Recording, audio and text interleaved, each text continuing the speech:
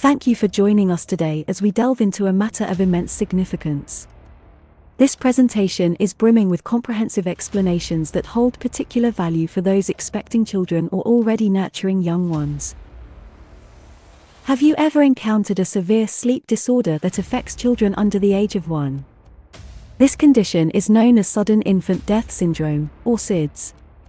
While this might not be familiar to you, it's crucial to note that it often receives less attention in discussions about pediatrics, unless you are from a country where special preventive programs are in operation to educate about it.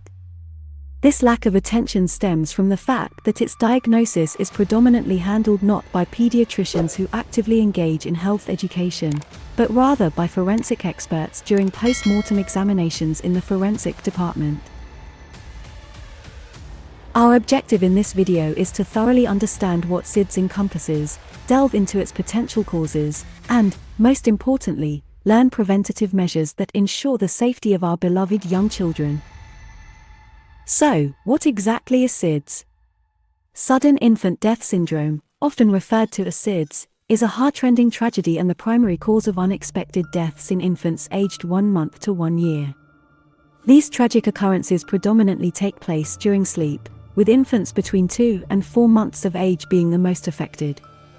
It's essential to recognize that SIDS isn't a single ailment, rather, it encompasses unexplained sleep-related deaths in children under 1 year, with the exact cause often eluding detection during autopsies.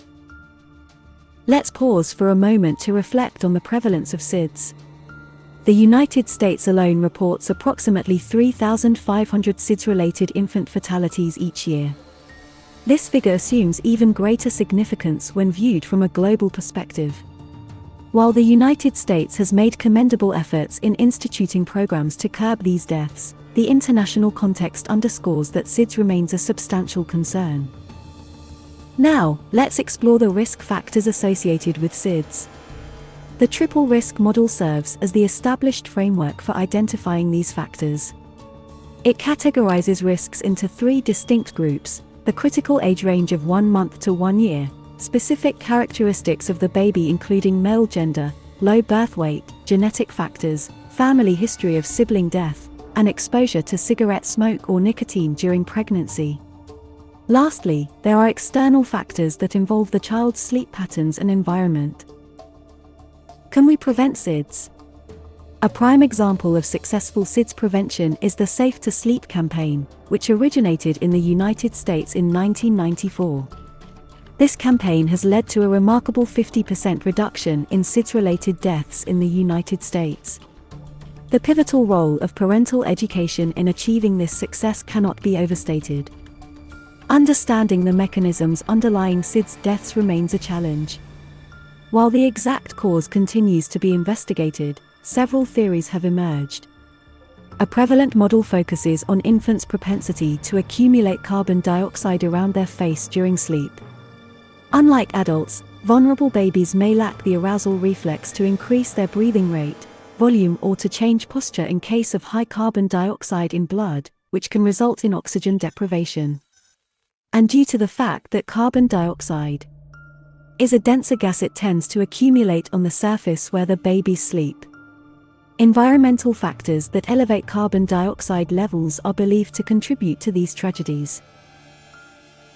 As forensic professionals, we often find ourselves identifying unsafe practices in the aftermath of SIDS cases.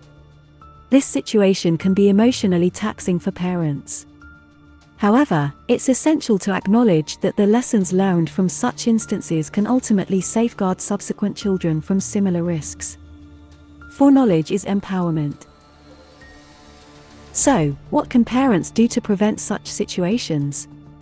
Let's revisit the triple risk model, which shows that for a SIDS death to take place, all 3 risk components should overlap.